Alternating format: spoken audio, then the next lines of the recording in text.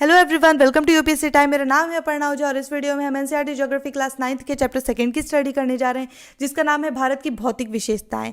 ये जो वीडियो है ये इस टॉपिक का सेकंड पार्ट है। फर्स्ट पार्ट ऑलरेडी अपलोड हो चुका है, जिसमें हमने भारत के भौतिक स्वरूप को पढ़ा, भौगोलिक स्वरूप को। इसके सिवा भारत का निर्माण कैसे हुआ इसके बारे में पढ़ा।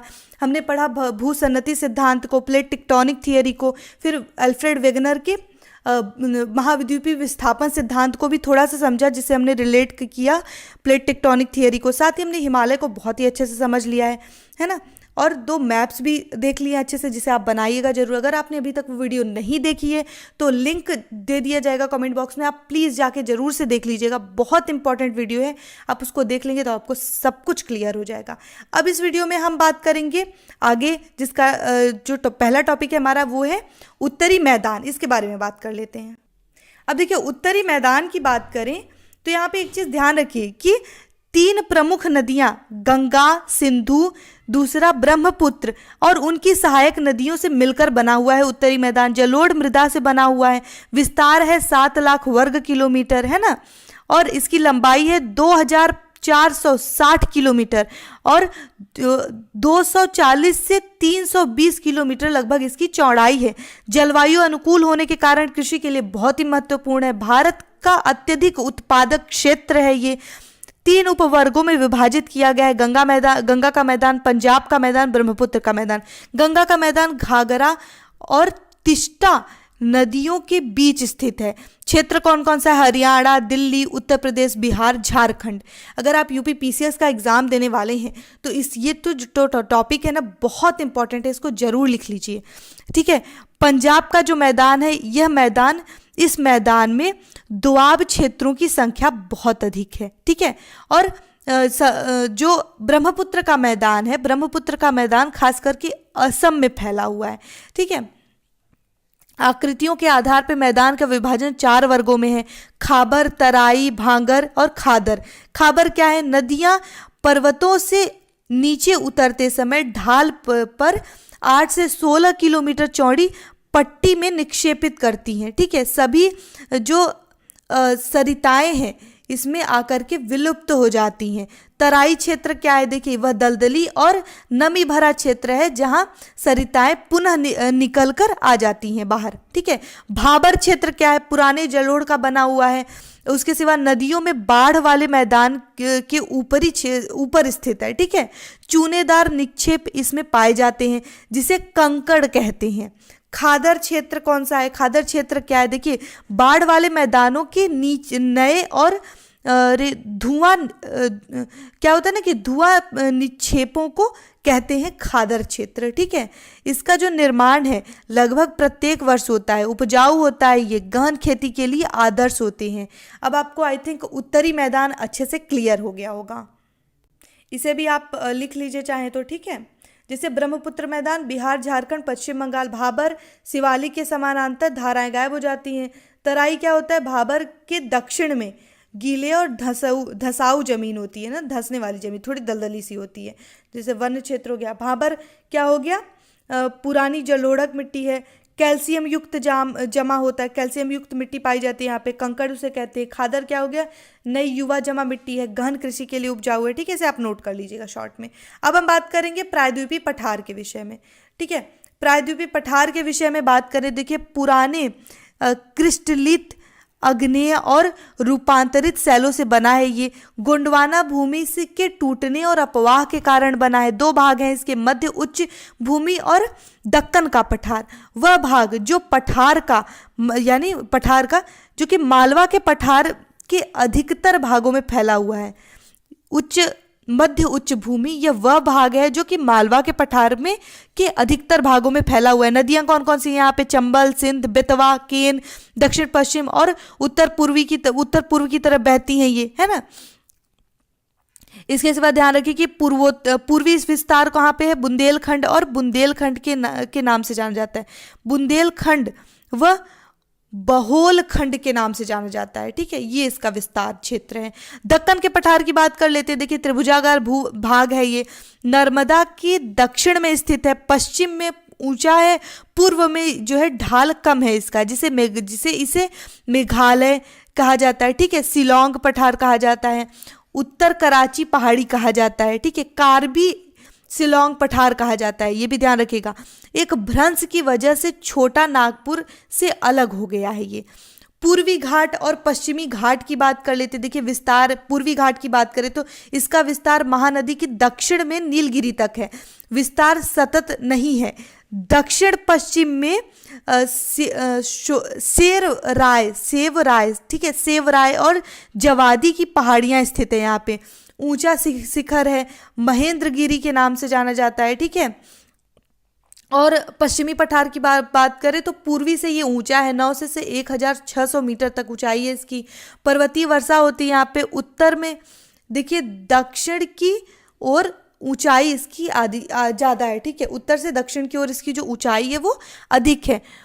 ऊंचे शिखर अनाकमलाई है, अनाईमुड़ी है और डीडा बेटा है। कौन कौन से ऊंचे शिखर हैं इसके? अनाईमुड़ी और डीडा बेटा, ठीक है। अब देखिए प्रायद्वीपीय पठार की विशेषता की बात कर लेते हैं। यहाँ पे काली मृदा पाई जाती है, दक्कन ट्रैप के नाम से जाना जाता है। उत्पत्ति ज्वालामुखी के से अग्नेय सेल से हुई है, जिसका अपर्दन होकर के काली मृदा बन गई। अब आप सोचेंगे कि ज्वालामुखी से कैसे? देखिए जब ये अफ्रीका से भारत अलग हो रहा था तो उसका ये जो निचला वाला क्षेत्र है ना, इसके बीच में जब दरार पड़ी होगी तो अंदर से ज्वालामुखी निकला होगा, ये परते यहाँ पे बिछ गया होगा, है ना। इस तरीके से जो है निर्माण हुआ था इसका, ठीक है। विस्तार की बात कर लेते हैं। गुजरात से दिल्ली तक दक्षिण पश्चिम और उत्तर पूर्व दिशा में फैला हुआ है ये, ठीक है। अब हम आगे बढ़ते हैं, या आप इसको भी आप चाहे तो नोट कर लीजिएगा, ठीक है, इंपॉर्टेंट है ये, है ना। अब हम आगे बढ़ते हैं। अब हम मैदानों के, ये तटीय मैदान है, इनकी बात कर लेते हैं, ठीक है। देखिए इससे पहले हम थोड़ा सा भारतीय मरुस्थल की बात कर लेते हैं। ये भारतीय मरुस्थल है, फिर हम तटीय मैदान पे आएंगे। देखिए थार मरुस्थल है, एक ही मरुस्थल है, अरावली पहाड़ी के पश्चिमी किनारे पर स्थित है, ठीक है। बालू के टिब्बों से ढका हुआ है। 150 मिलीमीटर से कम वर्षा होती है यहाँ पर। सबसे बड़ी नदी है लूनी, ठीक है। तटीय मैदान की बात करें तो देखिए तटीय मैदान क्या है? देखिए पश्चिम में अरब सागर से पूर्व में बंगाल की खाड़ी तक विस्तृत है ये। पश्चिमी तट पश्चिमी घाट और अरब सागर के बीच स्थित एक सकरा मैदान है ये। 3 भाग हैं इसके।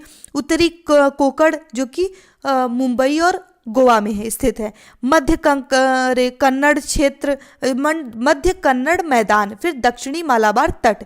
उत्तरी सरकार के नाम से उत्तरी भाग में जाना जाता है ये, ठीक है, उत्तरी कोकड़, ठीक है। दक्षिणी भाग में कोरोमंडल तट के नाम से जाना जाता है। मध्य कन्नड़ तट की मैं बात कर रही हूँ, जिसमें महानदी गोदावरी, कृष्णा, कावेरी डेल्टा का निर्माण करती हैं, ठीक है। अब हम द्वीप समूह की बात कर लेते हैं, ये हमारा लास्ट पॉइंट है। द्वीप समूह की बात करें तो देखिए लक्षद्वीप 32 वर्ग किलोमीटर के छोटे से जो है क्षेत्र में फैला हुआ है। प्रशासनिक मुख्यालय इसका कवारत्ती है, ठीक है। अच्छा एक चीज़ यहाँ पे मैं भूल गई थी, प्रायद्वीपीय भारत के पठार के विषय में लिख लीजिए आप कि अरावली, इसके अंतर्गत निम्नलिखित रचनाएं शामिल हैं। कौन कौन सी? अरावली, मालवा का पठार, विंध्य पर्वत, फिर सतपुड़ा पहाड़ी, छोटा नागपुर पठार, पश्चिमी घाट पठार, पूर्वी घाट पर्वत, फिर उसके बाद नीलगिरी पर्वत, दक्कन का पठार, अन्नामलाई का पर्वत और कादयम पहाड़ियाँ, ठीक है। अब इतना हो गया है आपका। हम फिर से आ जाते हैं अपने द्वीप के टॉपिक पे।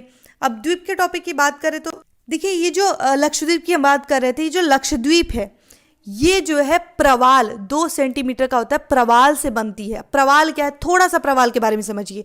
देखिए प्रवाल 2 सेंटीमीटर का होता है। यह हमेशा छिछले समुद्र में अर्थात तट के पास पाया जाता है। ये जीव करोड़ों की संख्या में कॉलोनी बनाकर रहते हैं। इसे मूंगा भी कहा जाता है। इसका मुख्य भोजन चूना होता है। जिस खोल में रहता है उसे कैल्शियम कार्बोनेट, ये वो जो है कैल्शियम कार्बोनेट का बना होता है। जब एक प्रवाल मर जाता है तो उसके ऊपर प्रवाल उसी खोल में अपना जो है घर बना लेता है, ठीक है, ऊपर एक अपना खोल बना लेता है। यह प्रक्रिया करोड़ों की संख्या में होती है। समुद्र के चबूतरे पर सतह से ऊंचा भाग जिसे कहते हैं, ठीक है, प्रवाल बसना शुरू कर देते हैं। उसके बाद क्या होता है कि जब तक समुद्र की ऊपरी सतह पर ना पहुंच जाए तब तक ये ऐसे बढ़ते रहते हैं। ये प्रक्रिया के खत्म होने में लाखों वर्ष लगता है। धीरे धीरे चट्टान बन जाती है ये, है ना। जब इस तरीके से आप समझिए, देखिए ऐसा सा होता है, ऐसे ऐसे ऐसे ऐसे एक दूसरे पे ऐसे ऐसे बढ़ते चले जाते हैं, ठीक है, ऐसे बढ़ते चले जाते हैं और धीरे धीरे चट्टान बन जाती है, दबते दबते दबते, है ना। जब ये चट्टान समुद्र की ऊपरी सतह पर आ जाती है तो द्वीप बन जाती है, ठीक है। प्रवाल भित्ति क्या है? जब यह लंबाई में आ जाती है इसे प्रवाल भित्ति कहते हैं, ठीक है। अवरोधक भित्ति भी कहते हैं इसे, कोरल रीफ भी कहते हैं इसे। यह सदैव गर्म समुद्र में पाया जाता है। सबसे बड़ी बात, ग्रेट बैरियर रीफ, महान अवरोधक भित्ति कहाँ पर स्थित है? ऑस्ट्रेलिया के पास है, ठीक है। शांत और छिछला समुद्र जहाँ पे है वहीं पे स्थित है ये, ठीक है। अब देखिए अंडमान निकोबार की बात कर लेते हैं। अब द्वीप समूह हो गया है ना। अब एक चीज़ आप याद रखिए कि मुख्य यहाँ पे मनुष्य निवास नहीं करते हैं।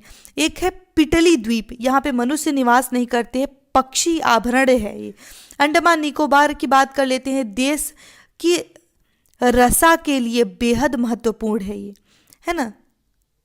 देखिए इस द्वीप समूह में विविधतापूर्ण जो है पादप और जंतु पाए जाते हैं।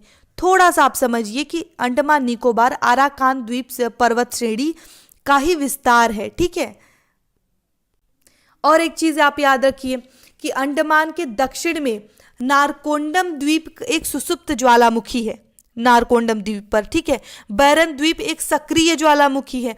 उत्तरी अंडमान को स्कैडल पीक, सबसे ऊंची चोटी कौन सी है उत्तरी अंडमान की? स्कैडल पीक। सबसे बड़ा कौन सा है? मध्य अंडमान है। ग्रेट निकोबार यानी इंदिरा पॉइंट या पिग्मोलियन पॉइंट, यह भारत का सबसे दक्षिणतम बिंदु है जो कि 6.4 डिग्री उत्तरी अक्षांश रेखा पर स्थित है, ठीक है। एक और चीज याद रखिए कि हुंगली नदी के मुहाने पर 2 और द्वीप है, गंगा सागर और न्यूमूर। इसे आप याद रखिएगा, बहुत इंपॉर्टेंट है ये, है ना। इसी के साथ आज का ये वीडियो यहाँ पे समाप्त होता है। आई होप ये लेक्चर आपको पसंद आया होगा, सब कुछ अच्छे से क्लियर हो गया होगा। वीडियो अच्छी लगती है तो प्लीज़ इसे लाइक कीजिएगा। अगर आपने अभी तक हमारे यूट्यूब चैनल को सब्सक्राइब नहीं किया है तो प्लीज़ इसे सब्सक्राइब कीजिए, सपोर्ट कीजिए और बेल आइकन जरूर से क्लिक कीजिएगा, क्योंकि मेरी वीडियोस रोज आती हैं, डेली आती हैं और बहुत ही अच्छे से मैं आपका नोट प्रिपेयर करा दूंगी। ज्योग्राफी में आपका कॉन्सेप्ट क्लियर हो जाएगा। 9th का 2nd चैप्टर चल रहा है, मैंने 6, 7 और 8 तीनों पढ़ा दिया है, कंप्लीट हो गया है वो। और दिसंबर में 9th भी कंप्लीट हो जाएगा और मे बी 10th भी कंप्लीट हो जाए, 10th क्लास का, ठीक है। और अगर आपको कोई क्यूरी हो तो प्लीज़ कमेंट बॉक्स में बताइए, कुछ छूट रहा हो मुझसे तो प्लीज़ आप बताइए, जिससे अगर आप बताएंगे तो मुझे समझ में आएगा क्या छूट रहा है, क्या रह गया, जिससे मैं वीडियो में आपको इंक्लूड कर सकूं आगे चल के, ठीक है। Thank you so much for watching.